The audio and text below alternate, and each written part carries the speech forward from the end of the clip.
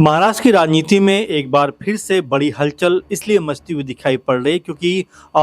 ये खबरें लगातार चल रही थी अजीत दादा के जाने के बाद कि क्या एक बार फिर से जो एनसीपी गुट है वो एकजुट होता हुआ दिखाई पड़ेगा, क्योंकि लगातार इस तरह की खबरें सामने आ रही थी कि अजीत दादा चाहते थे कि शरद पवार एनसीपी गुट और अजीत पवार एनसीपी गुट अब एक साथ हो जाए, और यहाँ तक कहा जा रहा था कि इसकी तिथि भी निर्धारित कर ली गई थी। 12 फरवरी के आसपास ये जो विलय है वो होता हुआ दिखाई पड़ता, लेकिन उससे पहले ही 28 जनवरी को जिस तरह से विमान हादसे में कह सकते हैं कि अजीत दादा का निधन हो गया, उसके बाद तमाम जो नए समीकरण राजनीति के वो यहाँ पर बनते हुए दिखाई पड़े। क्योंकि आपने देखा किस तरीके से महज जो अजीत दादा के जाने के 3 दिन के बाद ही उनकी पत्नी सुनेत्रा पवार को उप मुख्यमंत्री बना दिया गया, शपथ भी हो गई। इसको लेकर जब शरद पवार जी से पूछा जाता है कि भाई क्या आपको खबर थी, कहते हैं कि भाई हमें इसके बारे में कोई खबर नहीं थी, कोई चर्चा नहीं थी, इस तरह की बातें होती हुई दिखाई पड़ी। लेकिन अब इनसे भी अलग एक बड़ी और महत्वपूर्ण खबर निकल के सामने आ रही है। दरअसल जो हेडलाइन आप देख रहे हैं ये एबीपी न्यूज़ की हेडलाइन है, और वो क्या लिखते हैं कि शरद पवार के साथ बंद कमरे में अजीत पवार के बेटे यानी पार्थ पवार और जय पवार की मीटिंग हुई है। ये अपने आप में बड़ी बात इसलिए हो जाती है क्योंकि ये बारामती में बैठक हुई है, और ये कहा जा रहा है कि शरद पवार जो अनुभवी नेता है, बड़े कद के नेता हैं, उनके साथ में जिस तरह से बंद कमरे के अंदर पार्थ पवार और जय पवार की मीटिंग हुई है, उसको लेकर अब तरह तरह की जानकारी जो है वो निकल कर सामने आ रही है। दरअसल कोई ये कह रहा है कि भाई ये जो बातचीत हुई है ये आने वाले दिनों में जो जिला परिषद के चुनाव हैं उसको लेकर हुई है, उसको लेकर ये चर्चा है। लेकिन एक वर्ग ये भी कहता हुआ दिखाई पड़ रहा है कि ये जो बैठक हुई है इसके भी अपने सियासी मायने हैं, क्योंकि ये कहा जा रहा है कि यहां से हो सकता है कि एनसीपी जो अब तक कह सकते हैं भागों में बटी हुई है वो यहां से एकजुट होती हुई दिखाई पड़े। क्योंकि ऐसे में दोनों बेटों का मिलना अजीत पवार दादा के ये बताता है कि क्या वाकई में अब कोई बड़ी सियासी हलचल मचने को महाराष्ट्र में तैयार है, क्या कोई बड़े समीकरण यहाँ पे सध सकते हैं। क्योंकि बंद कमरे के अंदर ये मीटिंग होना और सिर्फ शरद पवार, पार्थ पवार और जय पवार के बीच में ये मीटिंग होना और उसमें कह सकते हैं सुमित्रा पवार का शामिल ना होना किस तरफ इशारा करता है कि क्या यहां से कोई बड़ी हलचल क्या महाराष्ट्र राजनीति में मचती हुई दिखाई पड़ेगी। क्योंकि अभी भी ये लगातार बातें कही जा रही हैं कि एक तबका ऐसा है अजीत पवार गुट में जो नहीं चाहता कि भाई महायुति में शामिल रहा जाए, बल्कि वो ये चाहता है कि किसी तरह से भी हो लेकिन शरद पवार गुट और अजीत पवार गुट एकजुट होते हुए दिखाई पड़े। और इसी को लेकर जब देवेंद्र फडणवीस का बयान भी निकलकर सामने आया था कि भाई अगर विलय की कोई बात होती तो जरूर अजीत पवार मुझसे बात करते, क्योंकि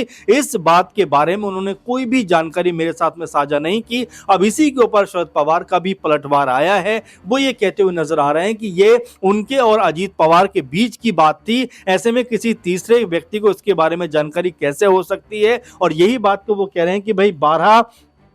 तारीख को यानी कि फरवरी के दूसरे सप्ताह में दोनों जो दल हैं इनका विलय होता हुआ दिखाई पड़ता। अब ऐसे में अजीत पवार जो अब दुनिया में नहीं है, उनके जाने के बाद जो राजनीतिक उठापटक कह सकते हैं कि महाराष्ट्र की राजनीति में मच रही है, और खासकर अगर एनसीपी अजीत पवार गुट की बात करें तो उनके अंदर तमाम तरह के समीकरण यहाँ पर बनते हुए और समीकरण बिगड़ते हुए भी दिखाई पड़ते हैं। क्योंकि एक जो खबर है वो ये भी निकल के सामने आ रही है कि प्रफुल्ल पटेल इस पूरे के पूरे कह सकते हैं कि घटनाक्रम को जो चल रहा है उसके मास्टरमाइंड माने जाते हैं। क्योंकि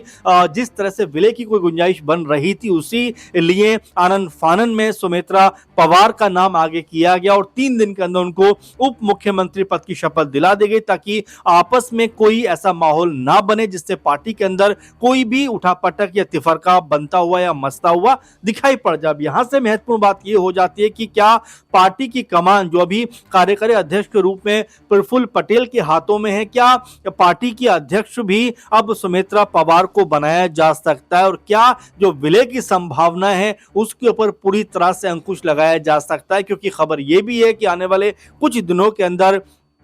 सुमित्रा पवार को पार्टी की कमान सौंपी जा सकती है, यानी कि सुनेत्रा पवार जो है इनको पार्टी की कमान मिल सकती है, जिम्मेदारी मिल सकती है और जो विलय की संभावना है वो लगभग यहां पर खत्म होती हुई या समाप्त होती हुई दिखाई पड़ेगी। अब ऐसे में इन सब तमाम चर्चाओं के बीच में शरद पवार के साथ में पार्थ पवार का मुलाकात करना, जय पवार का मुलाकात करना, क्योंकि पॉलिटिकल तौर पर देखा जाए तो दोनों ही की हैसियत कोई बहुत ज्यादा पार्टी में नजर नहीं आती। भले ही अजीत पवार के बेटे हैं, लेकिन सिर्फ पार्थ पवार जो है वो 2019 में चुनाव लड़े हैं, उसके बाद पार्टी के साथ में उनका कोई बहुत ज्यादा कह सकते हैं कि ताल्लुक वाला मसला नहीं रहा है। कभी भी बहुत जोर शोर से प्रचार प्रसार करते हुए दिखाई नहीं पड़े हैं, जो पार्टी की पॉलिटिक्स में भी बहुत कम हिस्सेदार बने हैं। ऐसे में जय पवार की बात की जाए, जो छोटे बेटे हैं, पार्थ पवार के छोटे भाई हैं, उनको लेकर बात की जाए तो ये देखने को मिलता है कि उनकी दिलचस्पी तो राजनीति में है ही नहीं। तो ऐसे में इन दोनों का मुलाकात करना किस तरफ इशारा करता हुआ दिखाई पड़ता है कि क्या वाकई में ये जो मुलाकात है ये जो कह सकते हैं कि जिला परिषद चुनावों के लिए ही थी, या इसके अलावा कोई बड़ा कह सकते हैं यहां पर जो सियासी घमासान है या सियासी एक कह सकते हैं कि जो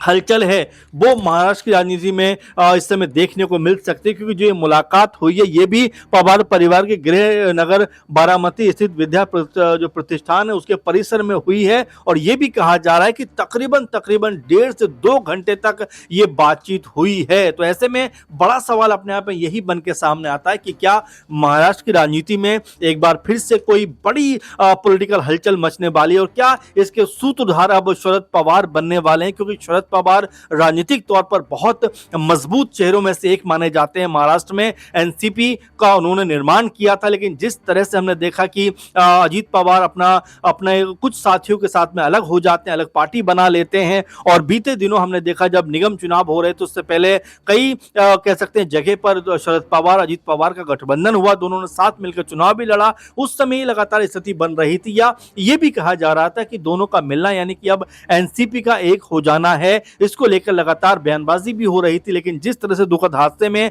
28 जनवरी को अजीत पवार की मौत हो जाती है, उनका निधन हो जाता है, उसके बाद इस तरह की संभावनाएं एक अलग राह पर दिखाई पड़ती हैं। क्योंकि कई लोगों ने यह भी कहा कि हो सकता है आने वाले दिनों में दोनों दल साथ बैठें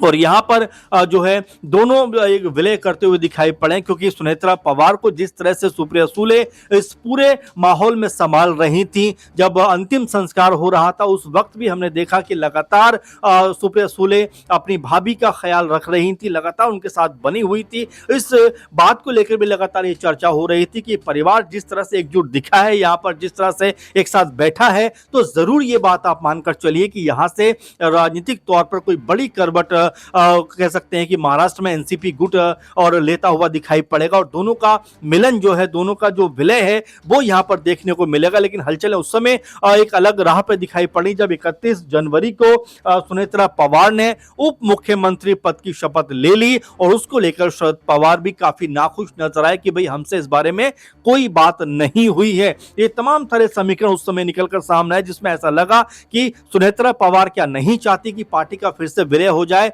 या फिर कोई और है जो ये नहीं होने देना चाहता कि जो एनसीपी है वो फिर से एकजुट होती हुई दिखाई पड़े। और ऐसे में प्रफुल्ल पटेल का नाम निकलकर सामने आता है, क्योंकि आपने देखा भी होगा कि जब पहली मुलाकात उनकी देवेंद्र फडणवीस से होती है, जो मुख्यमंत्री हैं, उस समय वो शामिल थे, छगन भुजबल शामिल थे, और भी इक्का दुक्का नेता शामिल थे। तो सब कहीं ना कहीं यही सोच रहे थे कि आगे की रणनीति के बारे में शायद बात हो रही होगी। लेकिन जब 31 जनवरी को शपथ ग्रहण हो जाता है, उसके बाद सब लोग ये कहते हैं कि इस पूरे के पूरे घटनाक्रम के पीछे प्रफुल्ल पटेल ही हैं। लेकिन अब महत्वपूर्ण जो चीज निकल के सामने आ रही है, एक बार फिर उस पर बात कर लें तो नजर आता है कि पार्थ पवार और जिस तरह से जय पवार एक साथ में मिलकर शरद पवार जी से मुलाकात करते हुए दिखाई पड़े हैं, उसके सियासी मायने क्या निकलकर सामने आते हैं कि आने वाले दिनों में महाराष्ट्र के अंदर कोई बड़ी हलचल मचती हुई दिखाई पड़ेगी। और सबसे बड़ा सवाल कि क्या एनसीपी का जो विलय है वो यहां पर होता हुआ दिखाई पड़ेगा, क्योंकि अभी भी स्थिति पूरी तरह से स्पष्ट नहीं है। चूंकि पार्थ और जय का मिलना क्या एक अलग तरफ जो है इशारा नहीं कर रहा है, क्या कुछ और बयान नहीं कर रहा है, इसको लेकर आप क्या सोचते हैं जरूर कमेंट करिए। और महाराष्ट्र राजनीति पे लगातार हम नजर बनाए हुए हैं, इस घटनाक्रम पे लगातार नजर बनाए हुए हैं, जैसी भी जानकारी होगी आप तक जरूर पहुंचाएंगे।